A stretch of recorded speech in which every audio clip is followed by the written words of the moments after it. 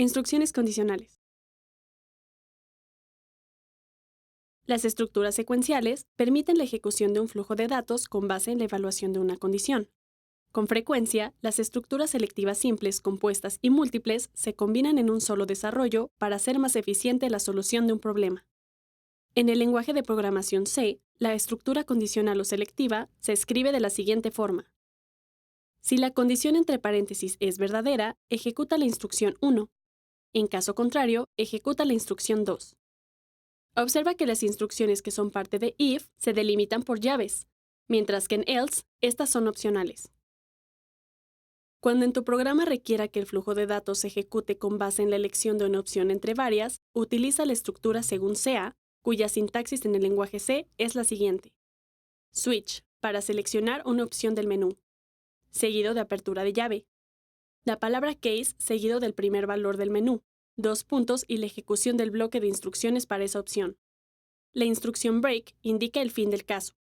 Se sigue de case para indicar el último valor del menú, 2 puntos y la ejecución del bloque de instrucciones para esa opción. Nuevamente se redacta case para indicar el fin del caso. Se ejecuta default en caso de que el usuario final escoja una opción que no se incluya en el programa. Y por último, se cierra la llave del switch. El siguiente programa utiliza la secuencia if y switch para permitirle a un usuario consultar las materias que debe cursar a partir del cuarto semestre de las licenciaturas en Ingeniería de Computación o Mecánica. Para codificarlo, crea un nuevo proyecto para C en el IDE con el nombre Sentencias Selectivas y haz lo siguiente. Usa la biblioteca stdio.h para acceder a las funciones de entrada y salida con formato. Llama a la biblioteca conio.h para incorporar funciones que mejoren la presentación final del programa como catch paréntesis vacío. Dentro de la función principal del programa, declara las siguientes variables como tipo entero, num-semestre y opción. Usa printf para pedirle al usuario que ingrese el semestre a cursar y da un salto de línea para que el texto aparezca debajo del anterior. Captura la información del usuario con la función scanf y guárdala en la variable num-semestre. Escribe la instrucción if. Escribe dentro del paréntesis la condición evaluar. En este caso, es num-semestre menor a 3. Delimita con llaves de apertura y cierre las instrucciones a ejecutar en caso de que la condición sea verdadera. Y en medio de las llaves, usa printf para mostrarle al usuario un mensaje de bienvenida seguido por el menú de opciones y pídele que elija una de ellas. Usa scanf para capturar la opción que escoge el usuario y almacena el valor en la variable opción. Utiliza switch para ejecutar la opción que el usuario eligió. Abre y cierra llaves debajo del switch dentro de este espacio. Escribe case seguido por el número de opción del menú.